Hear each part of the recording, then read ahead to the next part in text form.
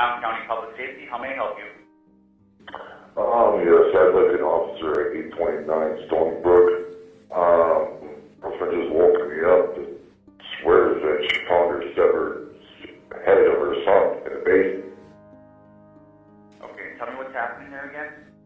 I have no clue what's happening. My girl swears that she's found her severed head of her son in the basement. Did you go down there? In a bucket. Alright, can I talk to her? Yes, you can. Hello? Hi, Tara. So, can you tell me what's going on? Pretty positive my son's head is in a bucket, a young bucket in my basement. What makes you think that?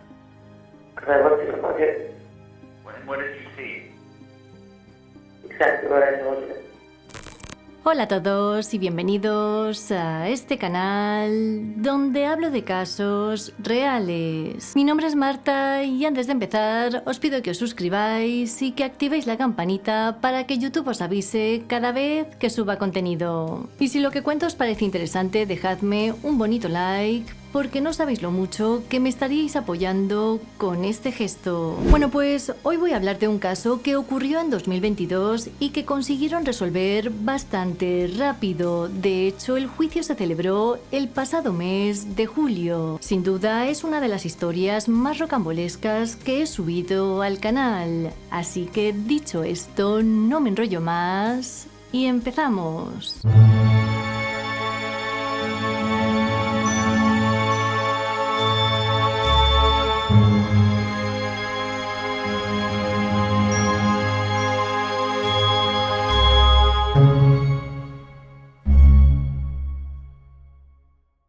En julio de 2023, Taylor Schabusiness, de 25 años, fue hallada culpable por un jurado de acabar con la vida de su novio, pero no solo eso, también de desmembrar su cuerpo y esparcir partes en diferentes lugares. Pero para entender este caso nos vamos a ir atrás en el tiempo. Los hechos ocurrieron la madrugada del 23 de febrero de 2022. En ese momento, Taylor y Shad Thyrion, de 24 años, estaban en el sótano de la casa que el chico compartía con su madre en Wisconsin. La pareja se conocía desde la secundaria y solían quedar para mantener relaciones. Esa noche de febrero, tras consumir varias sustancias ilegales, Shad se tumbó en la cama sin sospechar lo que le estaba a punto de ocurrir.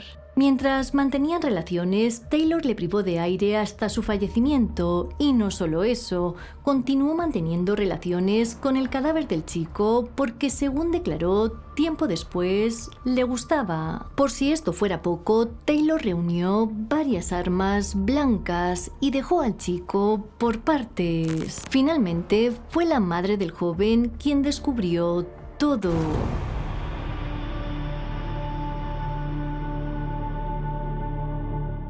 La madrugada del 23 de febrero, Pakanich, la madre de Shad, estaba durmiendo en su casa junto a su novio, cuando de repente un portazo la despertó. La mujer bajó al sótano donde en teoría estaba su hijo, pero lo que allí descubrió la dejó horrorizada. Y es que dentro de una cubeta verde cubierta con una toalla de ducha estaba la cabeza de Shad. La mujer, en estado de shock, subió hasta su habitación para contarle todo a su novio. El hombre fue quien llamó a emergencias, ya que ella apenas podía hablar. County Public Safety, how may I help you? Yes, I'd like an officer at 829 Stony Brook. My friend just woken me up and swears that she found her severed head of her son in the basement. Tell me what's happening there again? I have no clue what's happening. My girl swears that she's found her severed head of her son in the basement. Did you go down there? In a bucket. I went down, I can't tell what the fuck it's part of my language. I'm kind of a little freaked out. Okay. Did she just wake up and say that? Yeah. And whose head is it? She's claiming it's her son. How old is her son? 24, 25. Has he been missing, or? No, yeah, he was here yesterday with some chick, and then all of a sudden nobody's here. And she came up to use the restroom a couple times. And she keeps calling and calling, and now she's saying that she hears the phone down there too. Okay. Is she with you right now? Yes, she's upstairs. She's a little freaked out, and I don't know what to do. Okay. All right. Get in line. All right. Can I talk to her? Yes, you can. Hello? Hi, Tara. So can you tell me what's going on? Pretty positive my son's head is in a bucket, a young bucket in my basement. What makes you think that? Because I looked in the bucket, What did you see? exactly what I told you. Okay. Where's the rest of the body at? No idea. When's the last time you saw your son? Well, I guess today is Wednesday, so I picked him up from his dad on Monday. And because he doesn't normally stay here, he doesn't stay here for a few days, got a bunch of laundry. He was here a couple hours, then he left with Taylor. And they had some space. Taylor. Who's that? Girl. Taylor Coronado.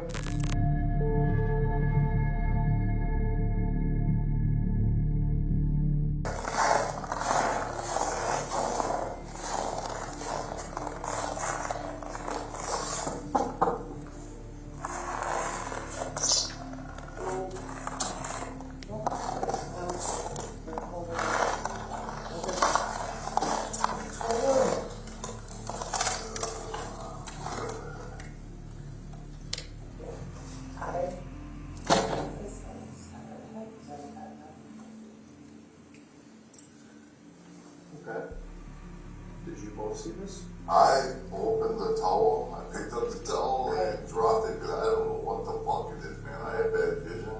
And she's like, is that what I think? And I'm like, I don't fucking know what the fuck it is. Do you want to stay with those two? I was going to see it. Yeah. Where's it at? Go right there. Look right, there's a bucket where it's on. Just keep an eye on this too.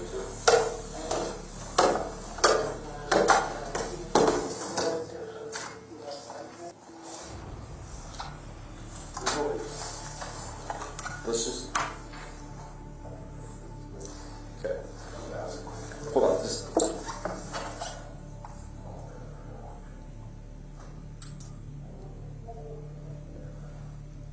That's what we don't write. 4 Ed1 to 82 Sam.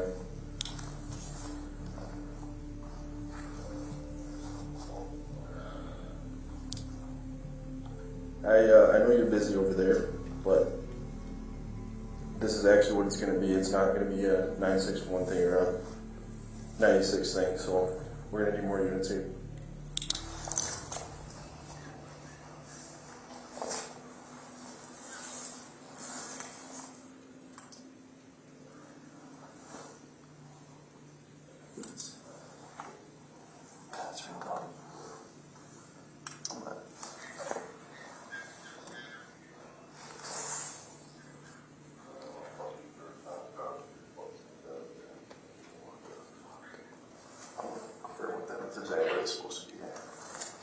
Los agentes se enteraron de que Taylor había sido la última persona en ver al chico con vida, así que fueron hasta su casa. Para su sorpresa, la chica les recibió con sangre seca en su ropa, pero sin duda lo peor vino después, ya que en su coche encontraron el miembro masculino de Shad. A continuación, vais a poder ver el momento en el que Taylor fue arrestada. Hi, Taylor. How's it going?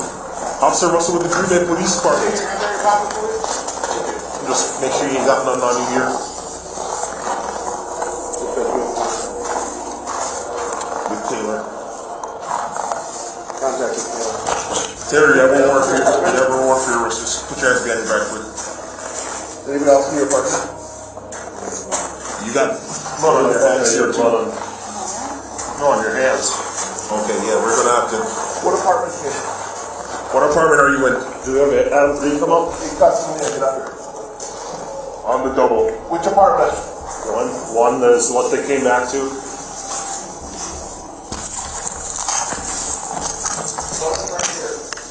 Right here. Go in here. Go in here. Come to the back of the apartment. That's where we are. You come over here.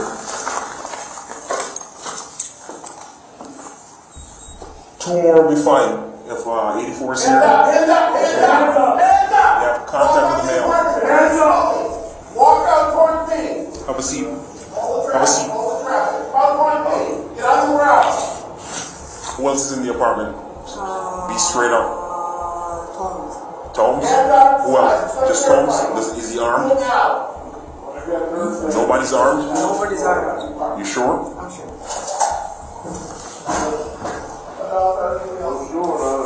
Greenville Police! Everybody get here! Announce yourself now! Go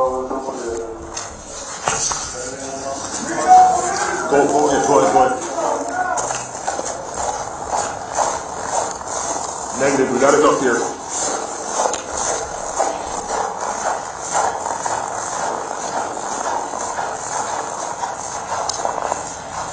Taylor fue acusada de homicidio intencional en primer grado, mutilación de un cuerpo y abuso en tercer grado. Por su parte, ella se declaró inocente de los 3 cargos y culpó de todo a sus problemas mentales. En febrero de 2023, Taylor compareció ante el tribunal para ver si podía ser juzgada por dichos problemas mentales. El juez Thomas Walsh dictaminó que la mujer era competente para ser juzgada y anunció que el juicio que estaba previsto para el 6 de marzo lo iba a retrasar hasta el 15 de mayo. Parece ser que esto no sentó nada bien a la acusada, quien culpó directamente a su abogado. Luego le hizo esto delante del juez.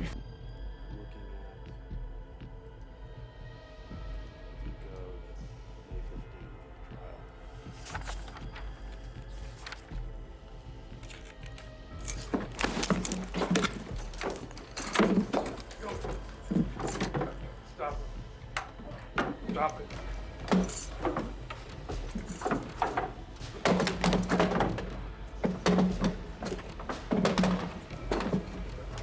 Rachel, call.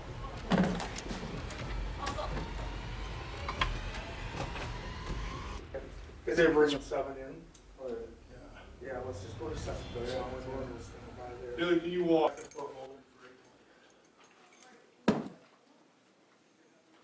Obviamente, después de lo ocurrido, el letrado rechazó defenderla y Taylor tuvo que cambiar de abogado.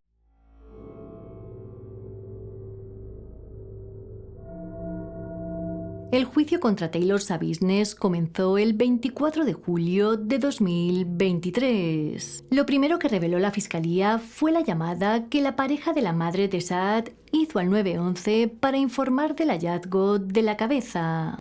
I have no clue what's happening with my girl. Swears that she's found her severed head of her son in the basement. Did you go down there? In a bucket. I went down, I can't tell what the fuck is. Pardon my language, I'm kind of a little freaked out. Los fiscales añadieron que Tara experimentó lo que fue esencialmente la peor pesadilla de una madre, después de que un portazo la despertara en las primeras horas de la mañana. Durante el juicio se revelaron también varios detalles inquietantes que vais a poder ver a continuación. The skin, soft tissues, and muscle had been removed from the bone, so that it was largely stripped down to the bone itself. One thing I particularly noticed was for a serrated bread knife that the sharp pointed part of the knife were virtually ground down, dulled, if you will. Where we have complete decapitation. In other words, it's going completely through the neck, and the head is separate from the remainder of the body. You looked in the bucket, obviously. I did. Did you move the contents of the bucket? No. Okay. There were other items in the bucket later on that you found out about, correct? There were. She appeared to be in shock or very surprised to see us.